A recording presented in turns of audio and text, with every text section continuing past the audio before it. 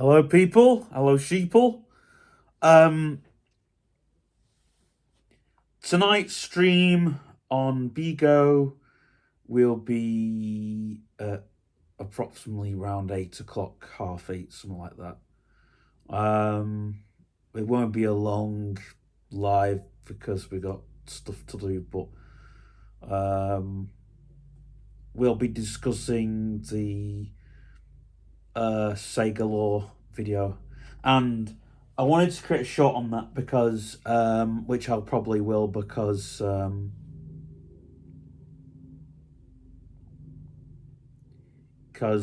think this needs saying.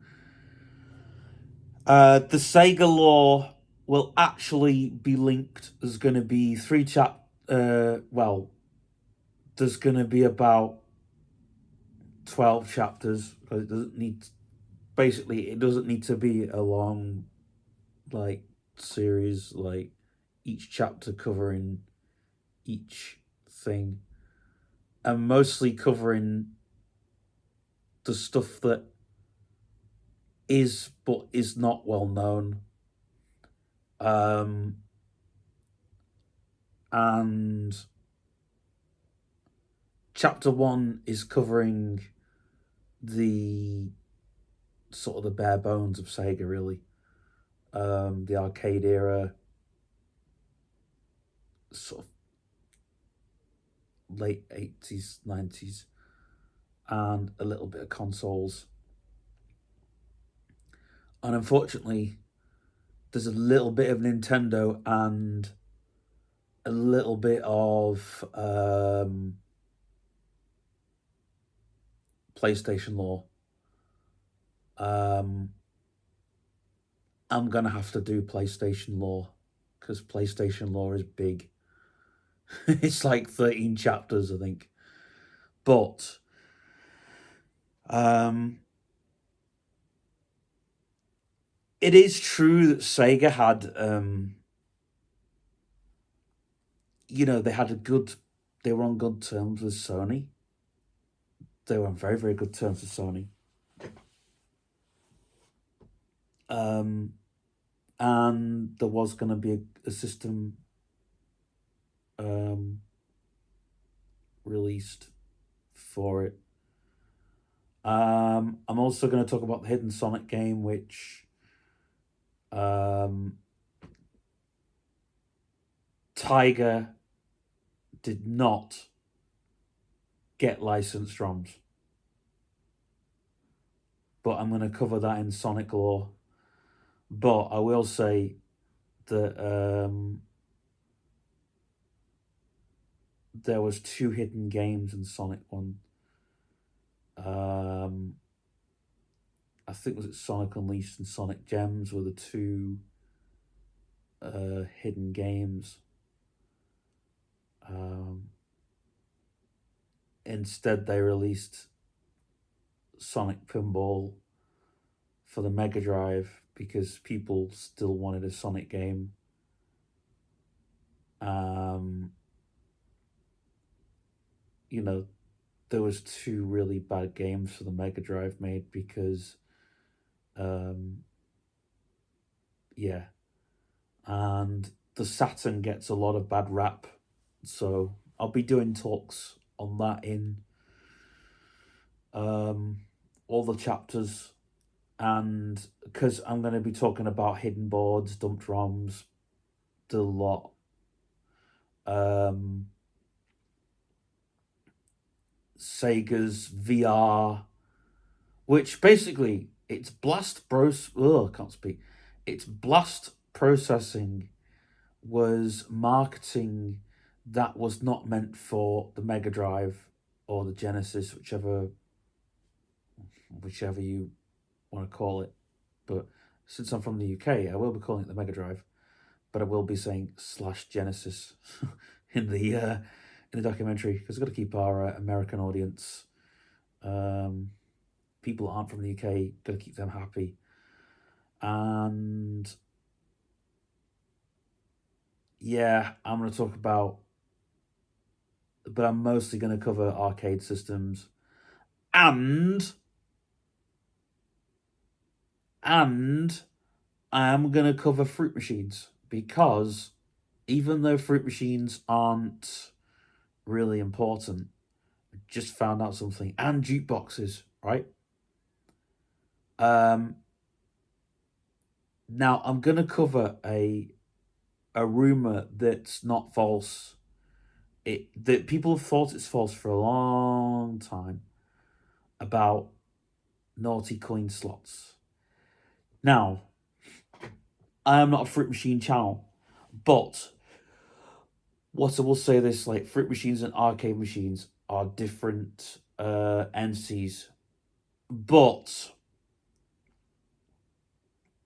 when it comes to coin mechs, when it comes to ROMs, when it comes to all that kind of things, and um, if you go over to Fruity Loopy's channel, he's covered a few JPM machines towards the end of JPM's time or towards the end of the 90s when Sega were um, literally not just dumping ROMs, but licenses were getting dumped partway through the 90s. We saw the Sonic the Hedgehog fruit machine, which was heavily licensed by Sega, and the rumor being that JPM um, was like that was like the Sega casino or whatever. Um, but it wasn't entirely. And you see, Sega weren't like Atari. Um, the thing with gambling was a little bit of a dark secret, to be frankly honest with you, because Sega were making things for the gambling industry, and that's way before, and that's quite important to note. And when like bases weren't allowed gambling, they were still making coin mechanisms for machines. And then there's the secret coin in the 90s, the secret Sega coin, which is now only um, merch or treasure, but the Sega coin. And then the Sega's linked with Nickelodeon because I don't know if you've seen, but um, all the way through the 90s, um, they were pushing Sonic the Hedgehog pretty hard, but in a subliminal way. They would have Sonic the Hedgehog as a form of a meme, and then in um, in the late 90s, early 2000s, um, they used the Sega logo. I shit you not. And yeah, and so we're going to be talking about that as well. And yeah, we are going to focus mostly on the arcades, but I'm just going to cover this now and say this out there. In case I forget,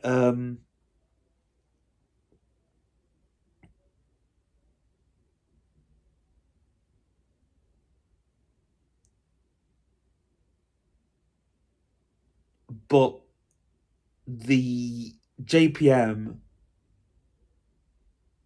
they did get there's two programmers that worked for Sega, and they basically jumped before they could be pushed, basically, and they went to work for JPM programming in their machines, and the Sega logo is on their ROMs for certain fruit machines. They've now left JPM, and One of them does oh crumbs, what does he do? One of them does like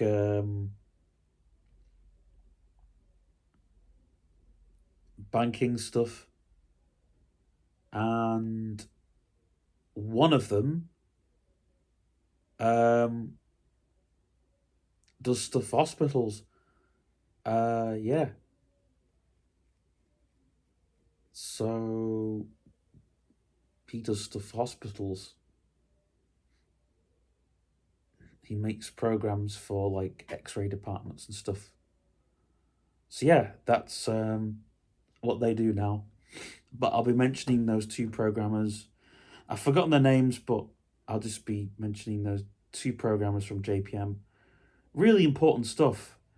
You know, really important part of Sega lore, and you know, and um, there is some games. You know, um, I'll be talking about 3D VR, high definition, just all the bad marketing and all that sort of stuff. And why high definition and 3D was important through all the entire career. All the peripherals they made that never happened. Um, I'll also be talking about the YM26. I'll also be talking about gems. I'll also be talking about 3D graphics, might never worked. Um,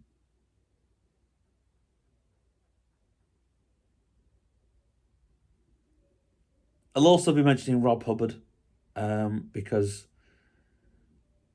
um, he got credited very late on for creating high definition sound for the Sega, and he doesn't. He even in interviews he doesn't understand why. The Sega never had high definition sound. It was using FM synthesis. So yeah, it's it's a big joke, but it's important if you're talking Sega lore. You know, it's like anything like in Atari lore. You know, talking about the casinos and hotels and having the logo being plastered on everything. Um, you know, there was even talk like Atari had what was it? They had there was even rumored that they had a spa, which of course doesn't exist. But again, it's all important. If I was doing Atari lore, I'd have to cover all that stuff. Um,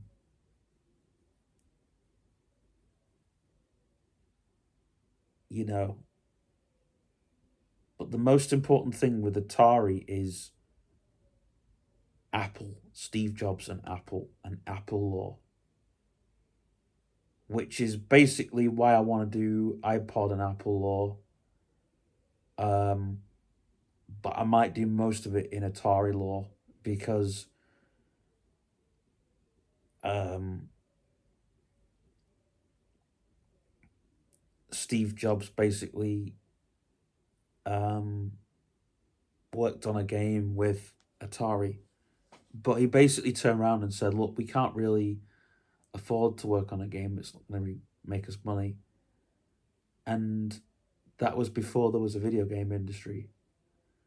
And of course, you can't, if you're doing Atari lore, you can't not mention the video game industry because there was the video game crash of 1983 and a certain bad game, which actually isn't a bad game. Again, it's all down to marketing. The critics made it a rubbish game, which it wasn't. They just didn't play it properly. Because at the time, a lot of video game journalists were more or less. There were no video game journalists. All the video game journalists were tech journalists. So mainly when they covered the Atari, they were just covering technology and what it was capable of. And that's what all computer journalists were doing at the time. If a computer could run games, they just covered what it could do. Oh, well, this can run games. This is what the games are like. This is the good games. This is the bad games. And with Atari, they didn't focus on the good games. They focused on the bad games, which is what Atari wanted. Why? Because Atari were getting money thrown at them by journalists, because back in those days, you were getting paid for a big article, and Atari were getting paid for front page news. Also, people went and bought the bad game, and people went and bought the 2600, but they didn't buy the 2600 for the bad game. They went and bought the 2600 for Space Invaders. So yeah, that's literally where the video game industry begins. Like, that is just pure, pure history. And there were a lot of clones and stuff like that. But you can't really mention the Atari without mentioning, kind of, there's a lot of things that came with Atari.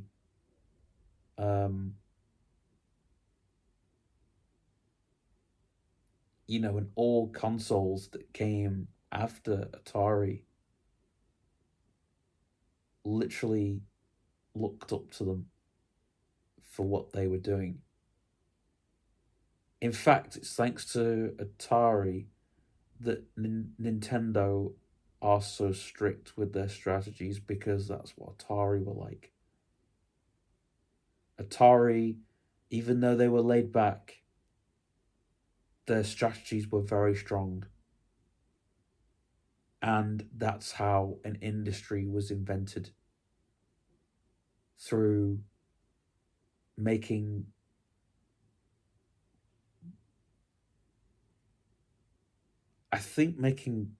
bad decisions, but making sure they followed them through.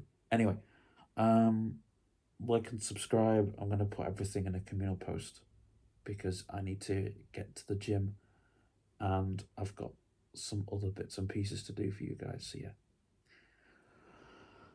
yeah, comment, like, share.